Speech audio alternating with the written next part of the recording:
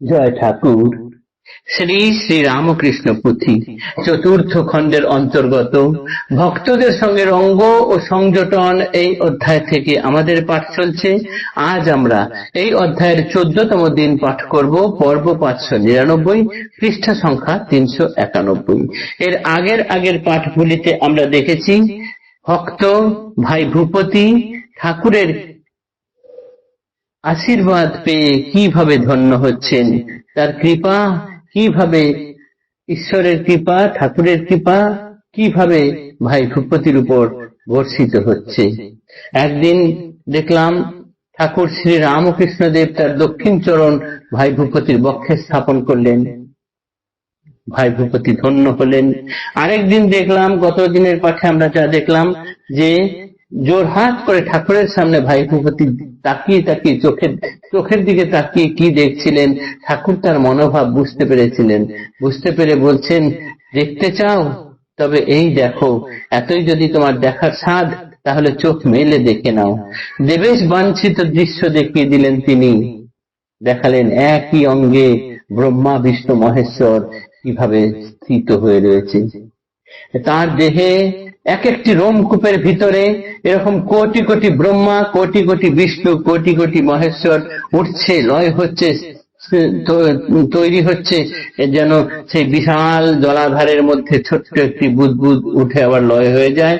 সেই রকম ভাবেই এই দৃশ্য দেখালেন ঠাকুর ভাই ভূপতির কাছে। তারপরে আমরা দেখেছি প্রভুর এই লীলা এবং তার লীলা কথা ভাবতে গেলে আমাদের যেন বল বুদ্ধি সব ভেসে যায় অকুল সাগরে। ভাসে কর্ম, ভাসে যোগ, জপ তপাচার, এক নমস্কারে জীবে ভবসিন্ধু পার। তাকে এক নমস্কার করলেই জীবকে তিনি ভবসিন্ধু পার করে দিতে পারেন। এতবধি গতদিন আমরা পাঠ করেছিলাম। পরের অংশ আজকে আমরা ভাই ভূপতির ঠাকুরের সঙ্গে সংযোজনের শেষ অংশটি আজ পাঠ করছি। আর দিন প্রভুদেব কল্পতরু বেশে দাঁড়াইয়া ভূপতির সম্মুখ প্রদেশে, ভাবেতে বিভোর অঙ্গ করে টল টল, বলিলেন ভক্ত বরে কি মাগিস বল। বিবেক সর্বোচ্চ বস্তু ভূপতির জানা, তাহাই প্রভুর কাছে করিল প্রার্থনা। মৌন থাকি কিছুক্ষণ, গৌণে কন্তারে, এত সাধ থাকতবে সপ্তমের ঘরে। ধন্য লীলা প্রিয়, ধন্য ধন্য ভক্তগণ, ধন্য ধন্য ধরাধাম লীলারও আসন। ধন্য ধন্য জীবকুল যদিও জ্বালায়, বুদ্ধিহারা দিশাহারা মহিয়া মায়ায়। কামিনী কাঞ্চন ধন্য হরে ভক্তি চাঁদ, ধন্য শ্রীপ্রভুর শিক্ষা মায়া মারা ফাঁদ। সকলে বিমোহে মায়া বিমোহিতে নারে, জাগে রামকৃষ্ণ ভক্তি যাহারও অন্তরে। মায়ার মোহিনী শক্তি প্রভুর প্রদত্ত, ভক্তা ভক্ত সকলেই ইহারও আয়ত্ত। এরান কাহারও নাহি মায়ারও প্রভাবে, ভক্তজন ভাসে তাই ভক্তহীনে ডুবে। কল্পতরু রূপে যবে অখিলেরও পতি, ইন্দ্রত্ব মাগিলে পরে পাইত ভূপতি। কিন্তু আত্মসুখ ভোগে হইল না সাধ, বিবেক সুন্দর জ্ঞানে মাগিল প্রসাদ। ঘরে যায়া যুবতী ভূপতি কৃতদার, পরাণ সমান ছিল এতদিন তার। বন্ধন শিথিল ক্রমে পায় দিনে দিনে, দিনে রেতে উঠে প্রীতি থাকিতে শ্মশানে। পরে কি হইল পরে কব বিবরণ, উপস্থিত ভূপতির কথা সমাপন। ঠাকুর আরেকদিন এই ভূপতির সামনে কল্পতরু হয়েছিলেন। আমরা সবাই জানি ঠাকুর হয়তো 1886 খ্রিস্টাব্দের 1 জানুয়ারি কল্পতরু হয়েছিলেন, কিন্তু না, তার আগেও এই ভাই ভূপতির সামনে ঠাকুর একদিন হঠাৎ তার ভাবসাগরে বিলিয়ে দিয়েছিলেন।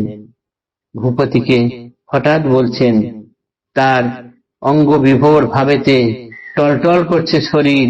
তখন তিনি হঠাৎ জোর হাতে দাঁড়িয়ে থাকা ভূপতিকে বললেন, কি মাগিস বল।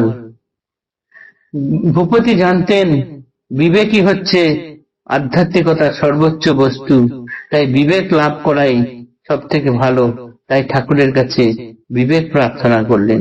ঠাকুর কিছুক্ষণ চুপ করে রইলেন, তারপরে বললেন, এত স্বাদ, তবে থাক, সপ্তমের ঘরে থাক।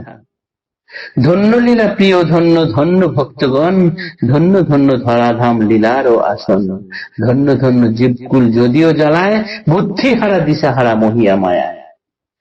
এবার ব্যাপারটা হলো, এই যে যারা ধরাধামে আমরা রয়েছি, জীবকুল, যদিও আমরা সর্বদাই জ্বলছি, এই মায়াতে মোহিত হয়ে, বুদ্ধি হারা হয়ে, দিশা হারায় হয়ে সর্বদাই জ্বলছি। কামিনী কাঞ্চন আমাদেরকে সর্বদাই ফাঁদ পেতে রেখেছে এখানে।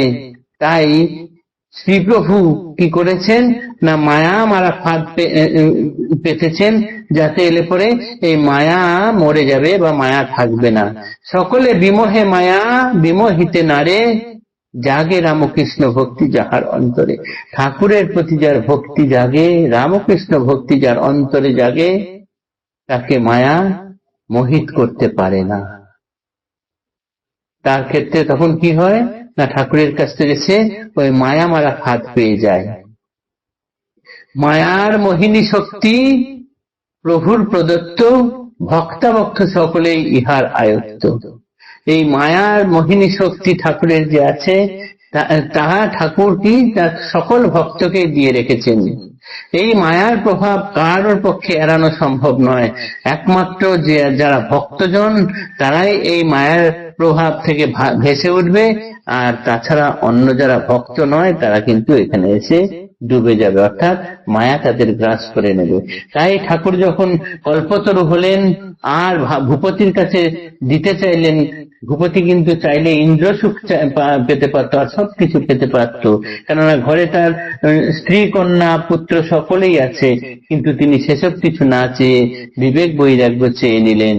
যার ফলে তার দিনে দিনে সংসারের প্রতি মোহ কমতে শুরু করলো, সর্বদাই এসে শ্মশান বাস করতে ইচ্ছা হচ্ছিল। তারপরে কি হলো পুথিকার বলছেন সেটি পরে বলবো। ভূপতির সঙ্গে ঠাকুরের যে সংযোজনের পর্ব, সেই পর্ব আজ এখানেই সমাপন হচ্ছে। আজকের পাঠ এতটুকুই থাকলো। আমরা এই ঠাকুরের কল্পতরু হওয়ার ঘটনাটি মনে অনুরণন করতে থাকি আজকের মতো। বাকি অংশ আগামী দিন পাঠ করব। জয় ঠাকুর, নমস্কার।